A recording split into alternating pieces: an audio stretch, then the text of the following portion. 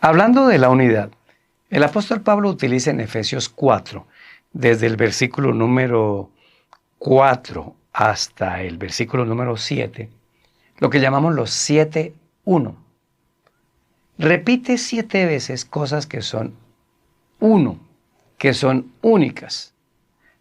Y tal vez no únicas en número, sino únicas en sus cualidades.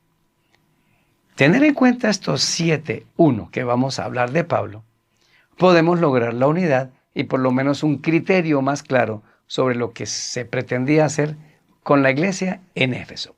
Gracias por acompañarnos en el tema del día de hoy y tener su grata compañía. Lecciones de la Biblia. A continuación.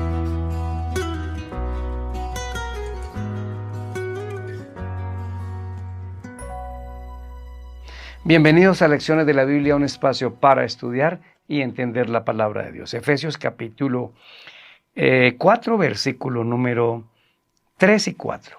Solícitos en guardar la unidad del Espíritu en el vínculo de la paz. Un cuerpo, un espíritu, como fuisteis también llamados en una misma esperanza de vuestra vocación. ¿Cuáles son los 7-1? Bueno, normalmente Pablo está hablando de un cuerpo, un solo espíritu, una misma vocación, un Señor, una fe, un bautismo y un solo Dios. Miren la estructura que hay escondida detrás de esto. Muy interesante. Un cuerpo, la iglesia. La iglesia como miembros, la iglesia como personas.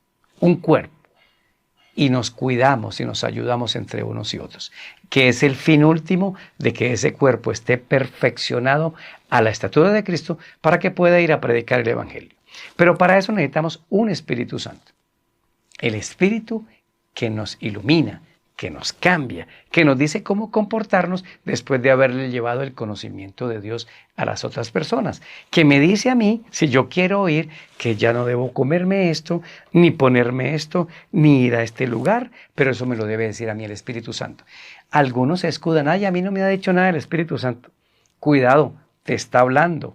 Tal vez estamos sorditos. Tercero, una vocación, es decir, una misma esperanza. Un mismo fin, una misma visión.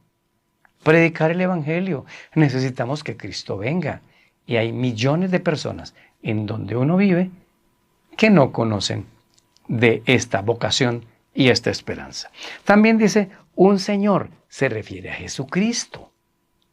El que nos une, el que murió, el que nos da la bendición para todos. Una fe. Y para ver lo de la fe hay dos cosas o dos caminos. Una fe como creencia, la fe de Jesús, que creía Él, que vivía Él, que practicaba Él, para que se convierta en mi estilo de vida, mis creencias.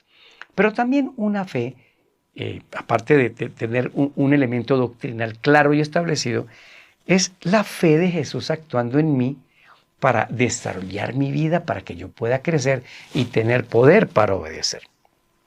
Y dice, un bautismo, no que debamos bautizarnos una sola vez en la vida, porque cuando usted ve en Hechos 19, Pablo realizó un rebautismo. No, se refiere a una forma correcta de bautizar. El bautismo por inmersión que nos entierra, nos sepulta y nos resucita a una vida nueva. Y finalmente dice, un solo Dios, refiriéndose a Dios, el Padre. Ahí están los tres colocados, el Espíritu, Jesucristo y Dios el Padre, pero es el que domina todo, es el que dirige la orquesta. Eso está claro en Efesios capítulo 4, versículo número 6. Él, aunque hay muchos, Él coordina. ¿Qué es esto? Mira, hermanos, no es la unidad de comportamiento, es la unidad en principios. Y esto lo logra el Espíritu Santo. Es la unidad cuando todos vamos a trabajar por nuestro lado, pero estamos haciendo lo mismo, con el mismo fin, con la misma visión, predicar un evangelio a todos. Cristo nos ama y es el amor de Cristo el que nos une. Permitamos que sea el Espíritu Santo el que trabaje en estos 7-1, se integren a mi vida y logremos la unidad de la Iglesia de Cristo. Oremos. Señor, ayúdanos a entender en qué consiste la unidad y a participar en ella y no en las divisiones. En el nombre de Jesús. Amén. Soy Daniel Herrera y deseo para todos un día lleno de bendiciones.